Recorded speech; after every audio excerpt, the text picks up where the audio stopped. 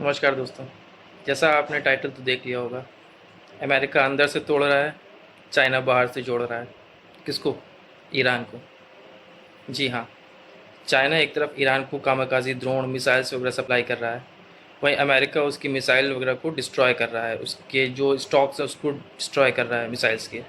तो ईरान क्या कह रहा है, अभी तक तो हमने जो भी यूज़ किया है वो पुराना स्टॉक था, नया तो हमारे पास इतना है कि आप सोच भी नहीं सकते। दूसरी चीज़, ईरान जो है वो बहुत ज़्यादा तरीके से एक 90% क्रूड ऑयल ईरान का चाइना यूज़ कर रहा था, इंपोर्ट कर रहा था अपने लिए। वो भी किस करेंसी में? युआन में।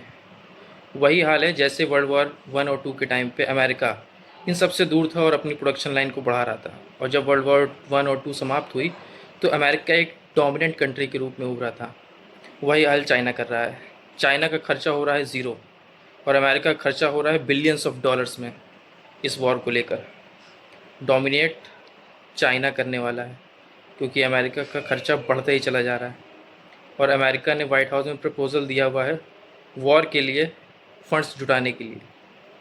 दूसरी चीज़, जो ईरान है वो शिफ्ट कर चुका है जीपीएस नेविगेशन से चाइना के बाइडू, कोई नेविगेशन है उस पर।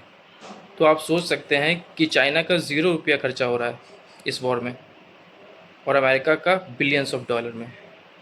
जो रणनीति अपनाई थी अमेरिका ने वर्ल्ड वॉर वन और टू के टाइम पे, वही रणनीति अपनाई है चाइना ने इस वक्त। तो चाइना डोमिनेट करने की कोशिश कर रहा है, और जिससे अमेरिका का ध्यान ताइवान से हट चुका है। और चाइना ने भी कुछ दिन पहले ड्रिल की थी अपनी शिप्स के साथ ताइवान के निकट। सोच के देखिए। अगर आपको मेरी बातें समझ में आई तो चैनल्स को सब्सक्राइब कीजिए, लाइक कीजिए, शेयर कीजिए और बेल आइकन प्रेस कीजिए। धन्यवाद।